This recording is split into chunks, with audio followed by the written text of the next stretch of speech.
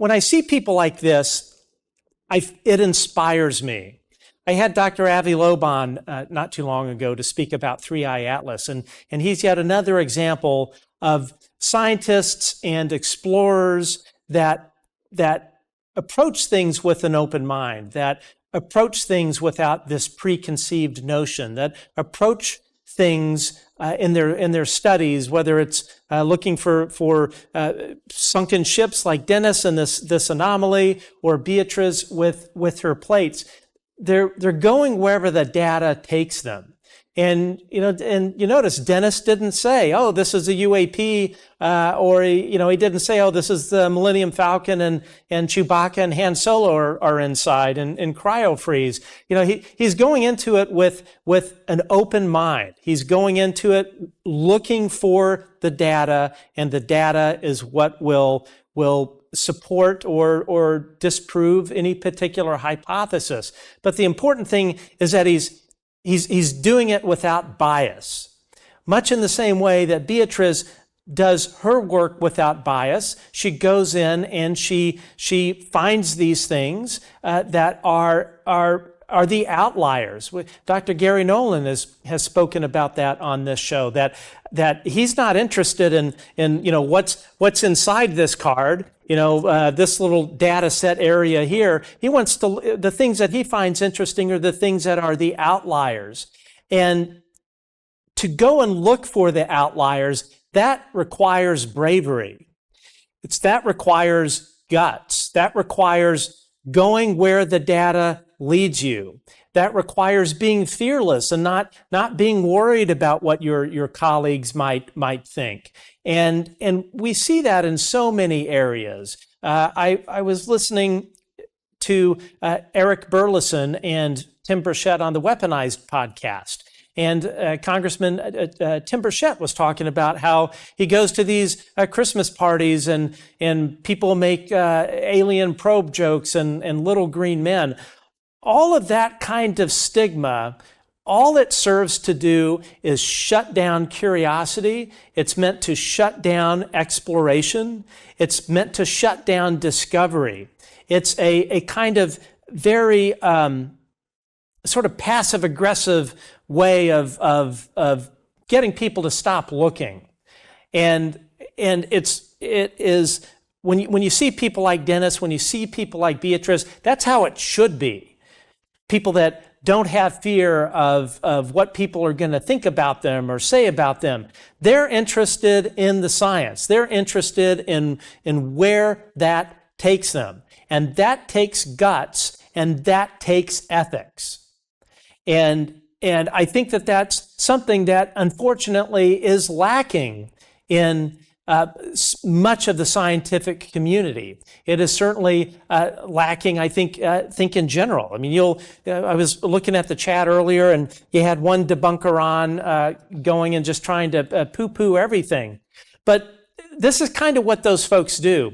I brought up Dr. Sean Kirkpatrick because, of course, he has a long history of really since AARO, of just kind of spewing out nothing but a bunch of garbage to try and debunk anything and everything, whether it's disparaging whistleblowers or attacking members of Congress, as Sean Kirkpatrick did with Anna Paulina Luna and the rest of the UAP caucus. But the thing with the balloons, with Sean Kirkpatrick and what he was saying in terms of what Beatriz had found, this is what's called information operations, or IO. That's what it's called in the defense and intelligence community. So when Sean Kirkpatrick is going out there and saying that, he's really running an intelligence op. He's running an information op. He is running what's called perception management or narrative shaping. People in general, when they are faced with, let's say, something that is a complicated sight picture, the best way you can throw somebody off and do narrative shaping is to put out the simplest, easiest explanation that somebody can understand. So when Beatriz Villarreal's out there with these plates and talking about the Earth shadow and this happening during UFO stuff and this, that, and the other, which is all important data, when you have somebody like Dr. Sean Kirkpatrick go, oh, that's balloons. Most of the people out there will latch on to that simple explanation. When Sean Kirkpatrick or Mick West or any of these fake scientists go out there and give a oversimplified answer, that is by design. They know damn well that what they are doing is throwing people off the scent. They know damn well that when they say, oh, it's just balloons, or something ultra simple, something that to all of us, and I venture to guess that we have a very educated audience that watch this show. I know that many lawmakers watch this show, and I know many of the decision makers in Washington regarding the UAP issue watch this show. All of us that are kind of tuned into it, we know not to believe from these sort of intelligence operatives these kind of oversimplistic explanations. But that is a information operations technique, is to put out something that is almost so ridiculously simple that all of you watching right now go, well, that's a bunch of bullshit, what Sean Kirkpatrick is saying. But unfortunately, 95% of the rest of the population who doesn't read, who doesn't stop and listen, they buy into all of that. And it's on purpose. This is not Sean Kirkpatrick being flippant or Mick West or any of these other folks that go and shovel this crap to everyone, basically just gaslighting everyone. This is what they do. Another prime example, and I forgot exactly what it was, but Sean Kirkpatrick, back when he was running AARO, put out this explanation that many or some particular incidents, UAP incidents that they studied, they determined were what are called film balloons. So I've worked in Hollywood for 30 plus years. I have 2 Emmys. I've done all kinds of stuff. What he was saying was these big helium balloons, and essentially what these things are used for, there are these giant helium balloons that have a light source inside of it, and you fill it up with helium. So let's say you have like a giant ballroom for a film shoot you need to light. You hire a company that makes these balloons, that have technicians that handle these balloons. They show up on your film shoot, they bring the balloon, they bring the helium, they bring all of the electrical equipment, they inflate this helium balloon and it goes up to the ceiling, they turn the light on and it illuminates the area. Now, Sean Kirkpatrick told everybody and lawmakers that, oh, these were all film balloons. But what Sean Kirkpatrick didn't tell you is that these balloons weigh they weigh a ton, because you have a very, very thick cable. Back when the cases that he was trying to debunk, this was all before LED. So this was, you would have for these balloons, you would feed them 6,000 up to 12,000 watts of power. And the cable that would feed these things was, probably about as big as my thumb. But the cable is extremely heavy. And the light sources during that period that Sean Kirkpatrick of AARO was saying that these things were film balloons, batteries didn't exist for that kind of application back then. So here, the head of a government agency, the head of AARO, this supposed doctor that supposedly knows what he's talking about, that is supposedly scientifically accomplished, is going and telling lawmakers and the public that all of these are film balloons. Basically, what he was saying was these film balloons, and I think it was in Florida, that some of them got loose. These balloons that cost $10,000, $20,000 and are usually around about $1,000 to $2,000 a day to rent, not to mention the people that come with the balloon technicians that are probably $500 to $750 a day per person. He's saying, or he said, that these balloons just got loose. And that again is, it is amazing. AARO, the Department of War, the Department of Defense, the All-Domain Anomaly Resolution Office, it is nothing more than a bullshit factory from the Pentagon. People in D.C., lawmakers and staffers, you cannot believe one single thing that the Pentagon is telling you about the UFO issue. Because I can tell you this, they are flat out lying. Dr. Sean Kirkpatrick, as putting out that kind of sort of scientific garbage, either about balloons or oversimplifications of Beatriz Villarreal's scientific findings, Sean is no dummy. He is a smart individual. So then you have to ask yourself, why would Dr. Sean Kirkpatrick blatantly lie to members of Congress about these things that he said were nothing more than film balloons? Why would Dr. Sean Kirkpatrick blatantly lie about what Beatriz Villarreal found?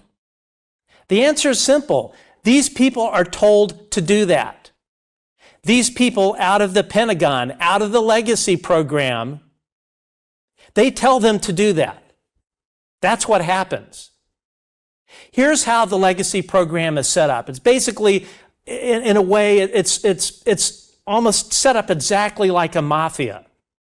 In this I can tell you is fact.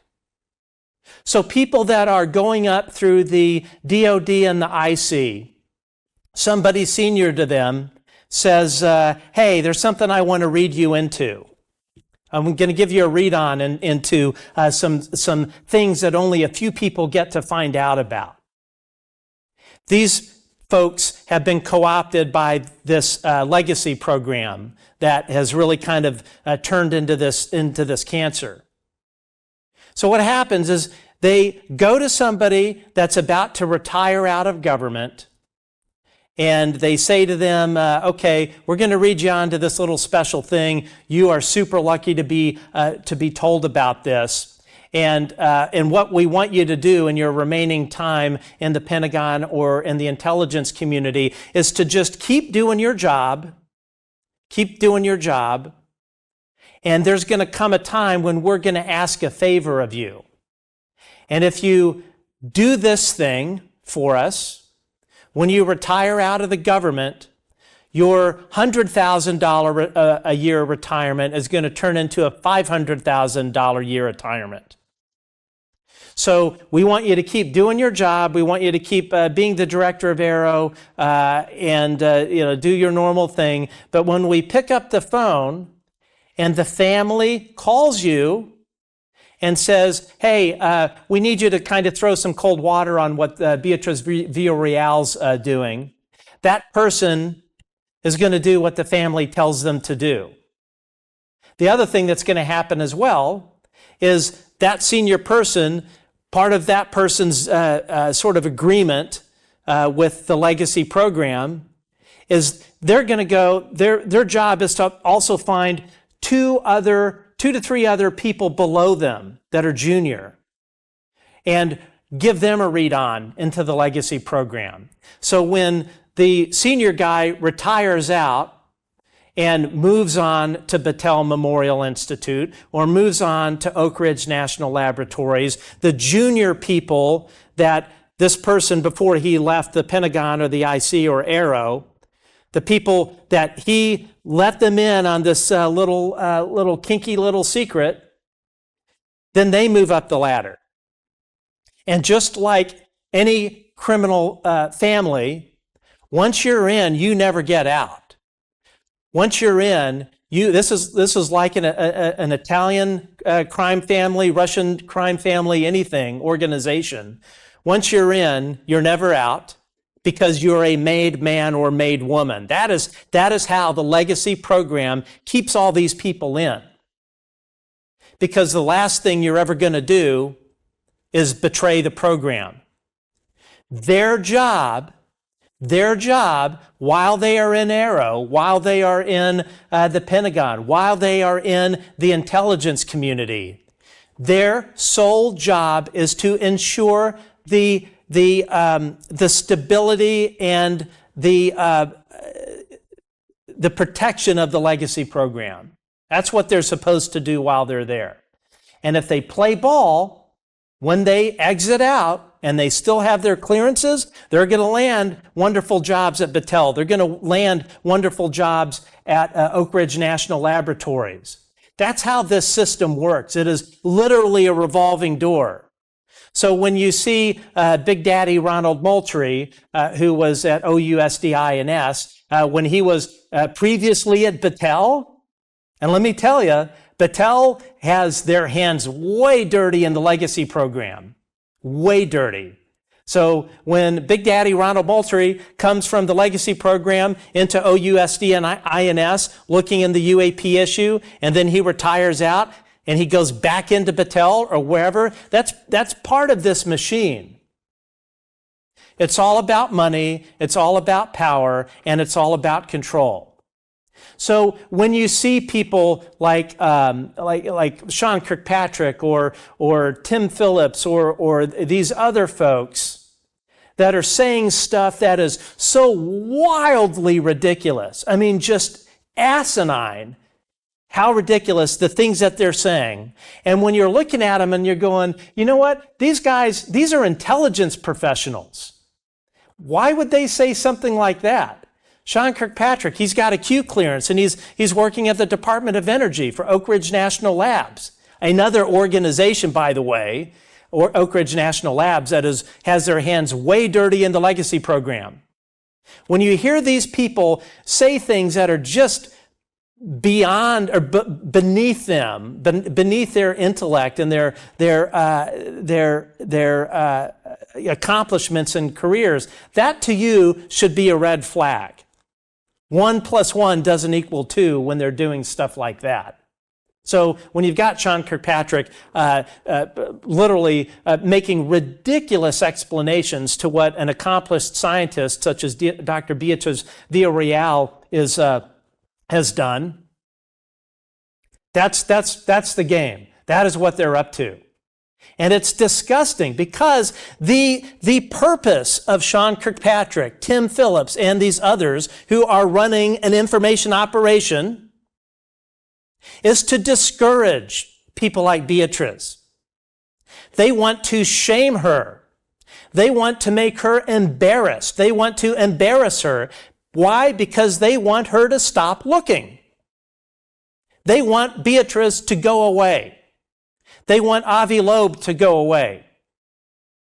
I venture to guess you'll probably at some point find similar sort of moves to make Dennis stop looking for these undersea anomalies. This is what they do. It flies in the face of every world democracy. It flies in the face of scientific curiosity. It damages the human race. Why? Because it slows progress. When you have members of the intelligence community out there running information operations and deception operations, the net effect it has, the chilling effect it has on scientific investigation, the damage that does to us as a human species is incalculable. And it is on purpose. It is not by accident that these people are doing this.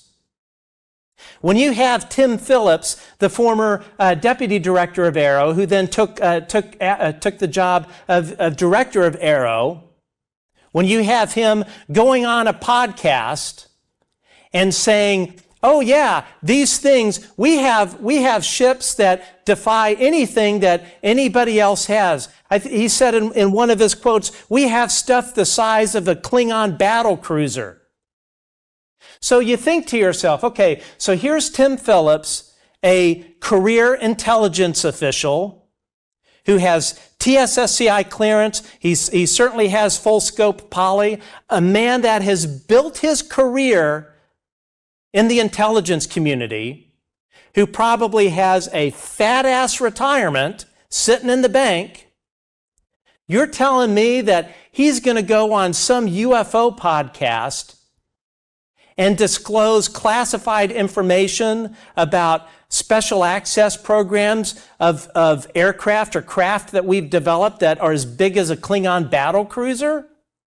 You really think that someone like him, who has all kinds of read-ons, is going to make that kind of mistake?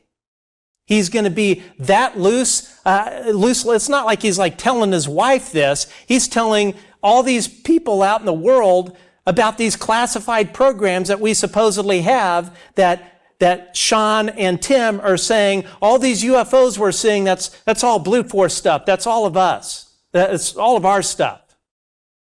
He's shoveling shit.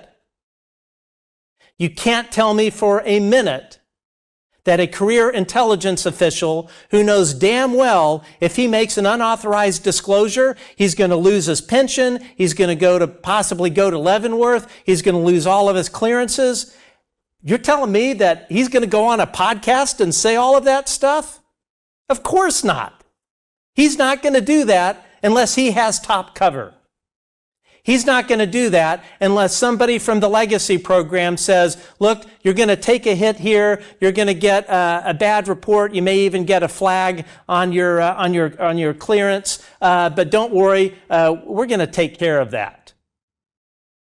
And what do these people do? They salute and say, yes, sir, yes, ma'am. And they accomplish the mission that they've been given. That's the way this works. And it's got to come to a stop. One of the things I listened to on the Weaponized podcast with Jeremy Corbell and the great George Knapp, when they were interviewing these members of Congress, was they basically said, we're kind of hitting the end of the road. We're getting stonewalled. The Pentagon isn't giving us access to this. We're considering maybe no longer having any hearings for the foreseeable future because we're not going to get any hard evidence. Representative Burleson, Representative Burchette, Representative Luna, Representative Moskowitz, that is what they want. That is what these people want. That is what the Department of Defense and the CIA and the Department of Energy want. They want you to stop holding hearings. Why? Because when you hold hearings, what it does is it continually snowballs. It continually raises awareness. It keeps the topic alive. It keeps it alive out of UFO land or whatever you want to call it. That is the purpose. So please, Representative Luna, Representative Burchette, Jared Moskowitz, Eric Burleson, don't give in to that. That is what they want you to do. They want you to stop looking. They want everyone to stop looking. They want all of you in Congress to stop asking questions. They want scientists such as Dr. Beatriz Villarreal to stop doing her research. They want Dennis Asberg to stop looking for anomalies. They want to shut down the conversation. And you can't give in. You can't let them. All of you are better than that. And all of you are trying to do the right thing. And I know all of you have expended enormous amounts of political capital. But those of you in Congress that are doing the right thing, when all of this comes out, and it will, all of you, members of Congress, Burleson, Burchette, Gillibrand, Schumer, all of you, I know I'm missing names. You guys will be the ones that will be remembered. And you know who else will be remembered? Are the members of Congress that obfuscated, that blocked this. You know who else will be remembered? Dr. Sean Kirkpatrick, Tim Phillips, and others, the bad actors in AARO. And let me tell you, there are some bad actors in AARO whose job is to fuck things up. That is what they're there for. Those people will be remembered too. So what side do you want to be on? Do you want to be on the side of people like Beatriz Villarreal or Dennis Asberg or Avi Loeb or Eric Burleson or Anna Paulina Luna or Tim Burchette or Jared Moskowitz. People that are doing the right thing, that have no fear, and are simply interested in where the data takes them. That's the lawmakers you want to be, and you will be remembered in American history.